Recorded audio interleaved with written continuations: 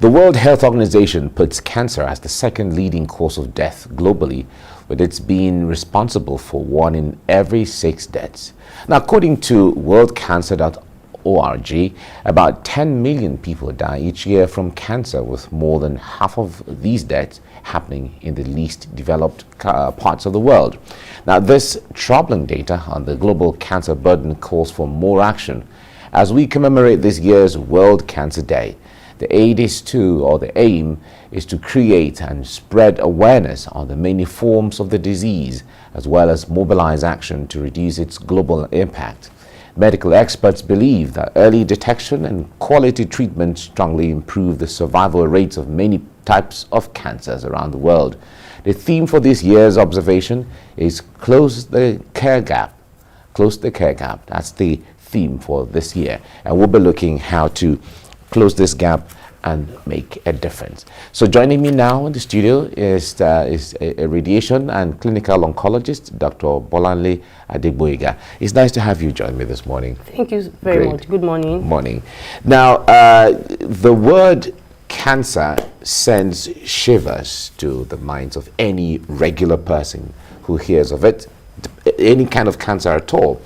But the point there is, there has often been the talk about early detection being key to either survival or treatment or whatever the thing is. Now, let's start from the prevention that is better than cure. Let's start from there. How conscious should one be when it comes to the issue of early treatment and early detection? Thank you. Talking about prevention of cancer, there are actually 2 types. Okay. There are some you do your bits, but there are still some things there are some instances that with all you do, people still get cancer. So that's the key. You do your parts, and then if it comes eventually, then present early for us to do our part. So talking of the ones you can do your part, lifestyle modification is one of them. Most cancer, like 70 to 80%, is actually associated with smoking, and this comes with discussing, which is taking alcohol. So stopping cigarettes or any form of smoking, and then cutting down your alcohol level actually goes a long way to prevent some form of cancer. Obesity is also associated with some cancers. So your diet, taking lots of fruits and vegetables, goes a long way. Exercise is a good one. Then the other part is going for regular screening, such that when it's detected early, you are able to, most cancers can still be cured, provided they present early. But there are some risk factors there is nothing you can do about. One of it is your sex, your gender. If you are a female, because you have breast, tendency of developing cancer is there. If you are a male with your prostate and a black, studies have shown that it's common among the black race, prostate cancer, it's also there. So in such a case, there is nothing you're going to do. Cancer is common among the increasing age group. So as people are aging, Yoruba will say, Wakpela, Yoju, Oniribi, you take one out of the 2. Sorry to non-Yoruba speakers. No, of course, but you can interpret that so we can learn. It shows that as long as you are growing old, cancer is actually commoner among those age group. Okay. But unfortunately, there are some cancers too in children, which cannot be attributed to anything. So it comes to family history. Due to your family, there are some genetic disorder that may run in some family. So because you're in that lineage, you're in that family, there's nothing you're going to do. So that is when early detection, regular screening, early detection is key. So there are some cancers that are preventable, such that when we create awareness, there are some vaccines that can prevent some cancers. You take those vaccines, actually prevent you from such. So having done all that, if you still have the cancer, present early, most cancers can still be cured if people present early.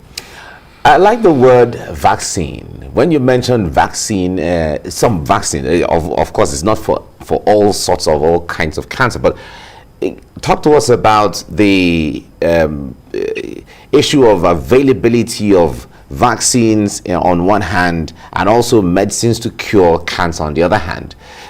How difficult is it to get all of those, and for what is available for what and what not? Okay, I'll start with vaccines. The common vaccines for hepatitis B virus, which is even part of the routine vaccines we give our children and young adults, also available for adults, prevents against liver cancer. Okay. And then HPV vaccine, which we are advocating for now, prevent against cervical cancer. Cervical cancer is the second commonest cancer in Nigerian women after breast. So by the time you take that, but it's actually more effective in the young age group, people that have not had any sexual exposure, and 9 to 13 years of age. Better if you take this HPV vaccine, it prevents them from having cervical cancer. Then this HPV 2 is associated, is also linked to head and neck cancer, which may be commoner in boys, in men. So, but even if a boy takes the HPV vaccine, it also prevents them against these some head and neck cancers, and it also helps them not to be able to infect female with this HPV vaccine. So it will also prevent the female too in that line. So, but then talking about treatment of cancer, gone are the days when you have to travel out to treat cancer. I can tell you that in Nigeria of today, like 90% or more of cancers can be treated in Nigeria. The facilities are there, the drugs are there. One of it is the center where I work, NSI Youth Cancer Center, is a one-stop cancer center in quotes. You can go from the screening to the treatment. Major treatment of cancer is chemotherapy, radiotherapy, and then some targeted therapy. Even surgery is also key. So we have the surgeons that are dedicated to cancer treatment. We have chemotherapy available in Nigeria. Some that are not available, we can easily, with connection with people, it can be imported, only that they are still on the very high side. That cost is another issue. Then radiotherapy, in our center we have 3 functional radiotherapy. We have brachytherapy, that is 3D, and then radiotherapy centers are virtually in all the geopolitical zones of Nigeria, though far less than what is expected. But then within, we are functional. Before the end of this year, many more centers will come up with those ones. So we are getting there. We are far from it, but then we are getting there. We're making progress. We are making progress. Right. It's not like it used to be, like 2 years ago. It's quite interesting. But talk to us about the issue of care and management of cancer. Of course, the issue of radiotherapy and chemotherapy are things you talked about, but it takes a toll on a lot of people, especially chemotherapy, from what we hear. Talk to us basically from that window of how to, go through it and how to prepare yourself. And then after that, we'll also talk about the issue of the care, which the theme surrounds. Okay, thank you. Actually, cancer management is, there are some doctors that are specialized in cancer treatment. There's the saying that jack of all trades, master of none. So after having your general practice, you are a qualified doctor, there's a place of going to specialize. So there are some of us that are specialized in treating cancer. So when you dedicate the whole of your life to studying about that, of course you become an expert in that. So in such a case, if you are treated by a cancer expert, we call them oncologists. I belong to an association called Association of Radiation and Clinical Oncologists of Nigeria.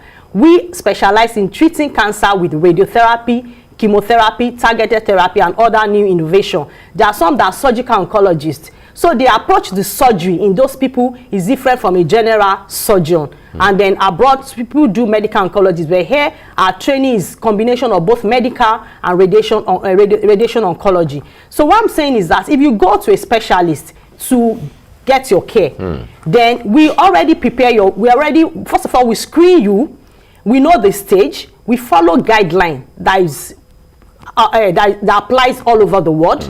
Then we know what is suitable for you. We do some tests on you to know what are the likely side effects of each agent and which one is suitable for you. We calculate the treatment based on your weight and your height. We tell you what to expect. We prepare your mind. Then we also tell you how to prevent. We also manage these side effects. So with all these things in place, all things being equal, chemotherapy does not kill. We already prepare your mind. In fact, some of my patients comes and say, doctor, all the things you have told me, I never felt any one of them. I say, fine, you are lucky. We tell you this is what is likely going to do. And even some of them, like the major fear, especially for women, is they will lose their hair. But we tell you that this hair will grow back. Most time when it grows back, the texture is even finer and softer and stuff like that. Some we are prepared your mind. Some can carry their bald hair and enjoy. Then there's also the place of psychosocial support that will make available to them. There are so many support groups that helps them to weather the journey. So if you are with the right person, even if you are not taking it, we also have connectivity. We have multidisciplinary teams that we can link you that, okay, in your region, this is an oncologist, or if there's a surgeon we work with, there's somebody that can take care of you. So we want to appeal to people, go to the right place. Even if I'm not the one taking care of you, I can network you, link you to someone who may not even be that been in our team one way or the other, where you can get the best care. I'd like you to share some of the experiences you have with us here. You know, when someone comes for the first time, manifests some of these things for the first time, never known that he or she has, manifestations of cancer. You have done the tests, and it's time to break the news. Share that experience with us. How do you prepare yourself on one hand? Oh, I'm going to break this news to this person. He doesn't or she doesn't know she has cancer. But how do you prepare the person to accept and take the news? Okay, only that unfortunately things are not done rightly in most cases. I am a radiation and clinical oncologist. I treat cancer with radiotherapy and chemotherapy, which means that a surgeon somewhere should have made the diagnosis, tell the person what the diagnosis is, tell them the treatment, and now you are referring to me. Okay. So ideally it should not be me. You are not in the first instance. I'm not supposed to be. Okay. But unfortunately, patient comes, they just give them the histology reports, and they are here. So I'm not the one to break the news. So I'm like, do you have cancer? And I say, so it's not meant to be. But then when it comes to situations like that, it's just to prepare them, tell them, try to bring it down to their level, then try to tell them there is hope. If you have instances, at times I tell them there may be patients around, and I tell them that several people, and then because when you come to a center and you see several people, unlike one or two places, you know that this thing is commoner than what you think. Exactly. We tell them survivors, and then at times you will need a nurse. Then we have had several trainings on stuff like that.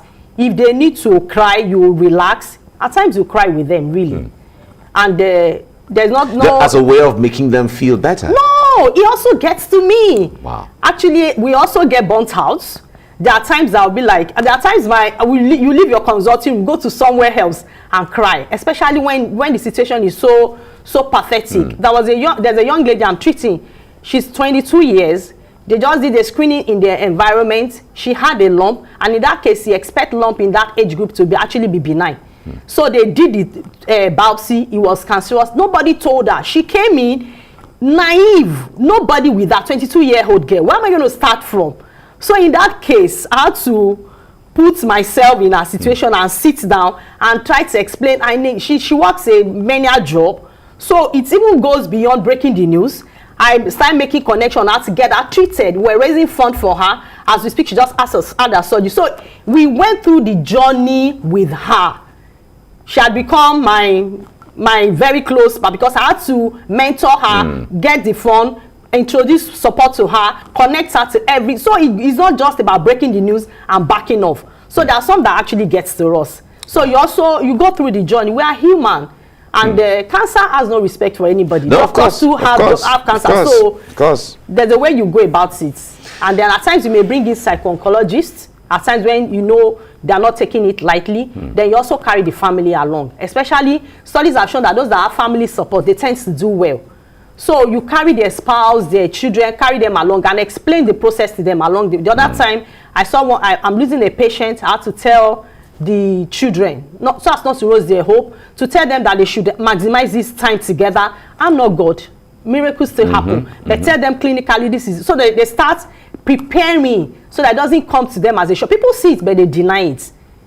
There's this, you don't want it and you are rejecting it. So you bring it to them and tell them there's also a place of spiritual. At times you may bring in a spiritual person. Maximize every opportunity. Based on your faith is one of those things.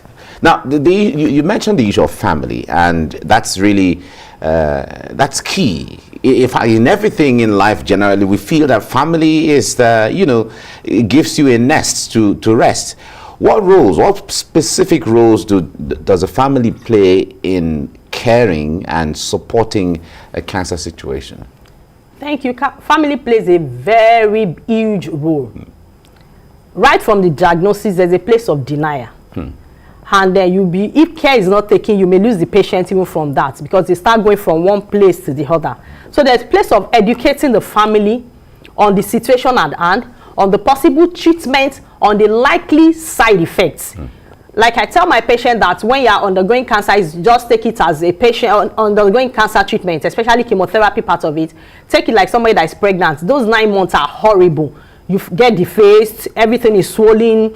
But then know that at the end of 9 months, you get back to normal. So when they know there's something like that, so when, at those times, they feel so tired, they feel so weak, they are changed, some get darker, the nails get discolored, the hair had gone. So it's a place of carrying the family along, knowing that this is what to expect, and that they'll be able to give them the necessary care and support. Some are out of job. So money has to come from somewhere. They are too weak and too tired to go about their daily activity, so they need those support. And then the family too needs to know that it may not be due to it's not due to her sin. She's not the worst of sinners to have had that, and then to know that it's not contagious, because some may want to withdraw. Stay away. Then there's a place of telling them that you need to inform people, because it's treating cancer is very, very expensive. So they may need all of those supports. Then if it's something that is likely going to run in the family, they also need to know so as to get prepared, and they get screened early. So family plays a major role. They have to be carried along.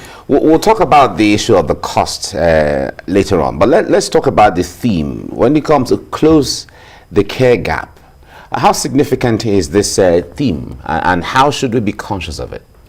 This is a very good theme for this time.